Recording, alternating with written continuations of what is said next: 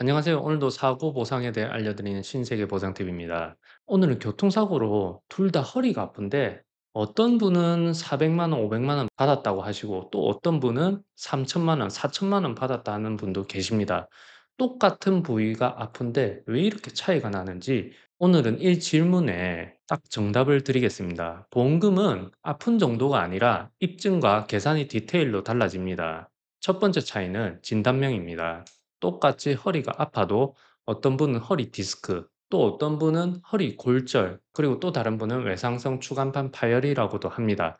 이 세 분의 공통점이 허리 때문에 아주 힘들어 하십니다. 그런데 여기서 디스크는 사실 외상성과는 다릅니다. 퇴행성에 가깝고 진단명 자체부터 사실 질병 코드 M으로 나와 있을 거예요. 그래서 이거는 본인이 외상성이 다분하다 싶으면 의사에게 한 번은 얘기를 해 보시기 바랍니다. 충돌 정도가 심했다거나 아니면 분명히 MRI 찍으면 외상성일 것 같다. 평소에는 허리 디스크가 아예 없었다.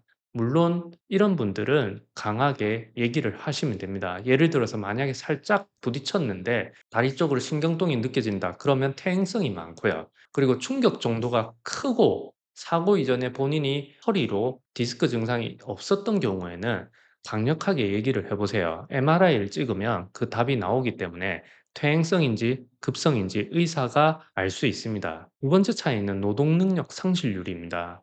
보상금의 뼈대가 바로 노동능력 상실률, 즉 후유장애라고도 합니다. 약관상 상실 수익액이라고 하는데 이 상실 수익액이 합의금의 대부분을 차지합니다. 그래서 장애율이 합의금 산정에 있어서 상당히 중요한 요소예요.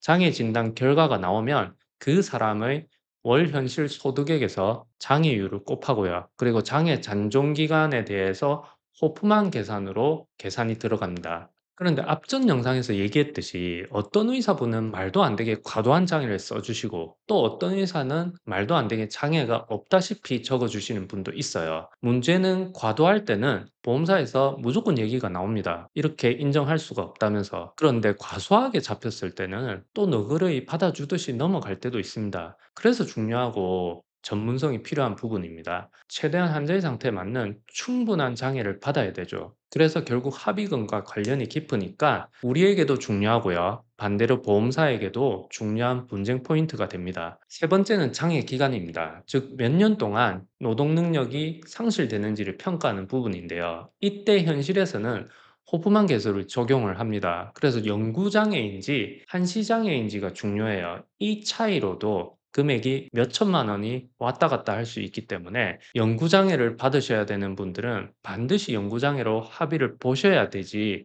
한시로 끝내시면 손해가 막심할 수도 있습니다. 네 번째는 소득입니다. 세법상 증빙이 명확하면 실제 소득으로 인정을 하지만 증빙이 불충분하면 일용근로자 임금으로 계산됩니다. 현재 일용근로자 기준이 약 327만 3천 원이에요. 실제로 월 1천만 원을 버는 사람이 있더라도 증빙이 안 된다면 자동차 보험에서는 월 327만 원으로 계산됩니다. 이건 소송가도 마찬가지예요. 같은 장애율이라 하더라도 보상금이 3배 이상 차이 날 때는 이유가 여기에 있습니다.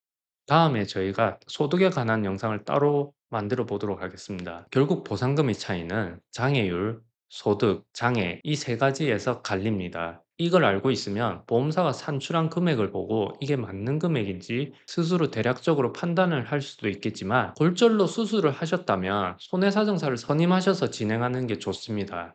이런 디테일은 보험사에서는 절대 먼저 알려주지 않아요. 저희가 앞으로 계속 영상을 통해서 보상의 길을 알려드리겠습니다. 구독과 좋아요 한 번씩 부탁드리고 다음에는 다른 영상으로 찾아오겠습니다. 감사합니다.